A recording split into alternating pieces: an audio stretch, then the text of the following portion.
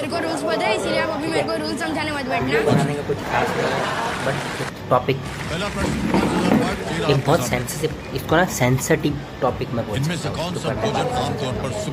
आप सब लोगों ने केबीसी देखा होगा, कौन बनेगा करोड़पति।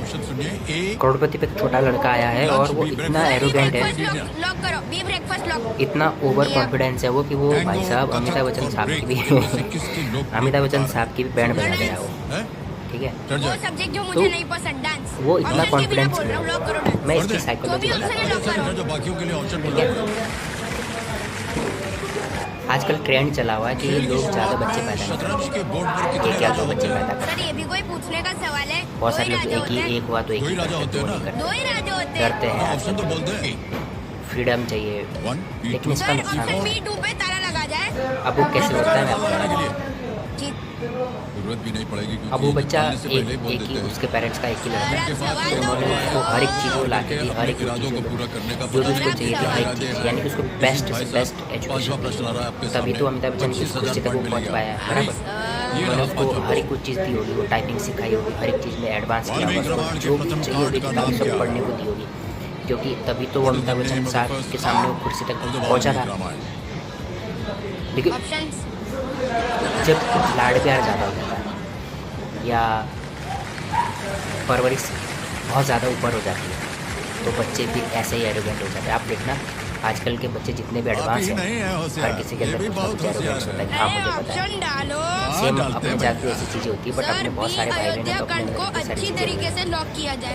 इतने एरोगेंस तो नहीं कि भाई साहब अमिताभ बच्चन साहब के सामने ये बोलेंगे हाँ हाँ मेरे को रूल्स मालूम है, अब आप मुझे रूल्स मत बताना, ठीक है। और जवाब के टाइम पे ये बोलना कि हाँ हाँ आप ऑप्शन मत दो, मुझे पता है, मैं ऑप्शन में ही पहले बता देता हूँ कि ये ऑप्शन आएगा, और इसको लॉक कर दो, लॉक कर दो। मतलब जो कॉन्फिडेंस है वो कुछ हाई ज़्यादा है। ये एक चीज़ दर्शाती है हमारे इंडियन पेरेंट्स की परवरिश के ऊपर एक चेंजेस है। हमारी इंडियन सोसाइटी के अंदर जो डीप चेंजेस हो रहे हैं उसको दर्शाती है, ठीक है। अब इसको मैं कैसे देख रहा हूँ, मैं इसको ऐसे नहीं देख रहा कि उस बच्चे के अंदर एरोगेंस है या वो ज़्यादा ईगोइस्टिक है। हर कोई ईगोइस्टिक होता है, बट उसका जो बात करने का तौर तरीका है, उसके बाद जो उसके पीछे उसके पेरेंट की जो उसके ऊपर एक ये दर्शाता है उसके पेरेंट्स लोग, क्योंकि उन्होंने उसको इस तरह से परवरिश किया है। पूरा एकदम फुल फ्रीडम है उसको, पूरा एकदम से उसको हर एक चीज़ चाहिए। अगर उसने बोला होगा कि मुझे ये बुक चाहिए पढ़ने के लिए, तो उनके पेरेंट्स ने वो बुक ला के दी होगी। उसने बोला कि मुझे कंप्यूटर सीखने, टाइपिंग सीखने को, तो उसको लैपटॉप ला के दिया होगा, उसको हर एक चीज़ वो ला के दी होगी, तभी वो इतना ज़्यादा स्टिक है। तो मुझे ऐसा लग रहा है कि हमारे इंडियन पेरेंट जो पुराने पेरेंटिंग थी, जो परवरिश थी, उसमें मारना धोना ये बहुत था, लेकिन आज के पेरेंट्स ये सब चीज़ें नहीं करते, और तो बच्चों को डांटते भी नहीं हैं। आजकल तो ऐसा हो गया कि छोटे छोटे बच्चों को, साल भर छोटे छोटे बच्चों को या 2 साल के बच्चों के पास फ़ोन नहीं देंगे तो खाना नहीं खाते, मुंह फुलाते हैं। तो एक पेरेंटिंग की और एक इंडियन सोसाइटी की जो साइकोलॉजी चेंज हो रही है, ये वहाँ पर दिखी है।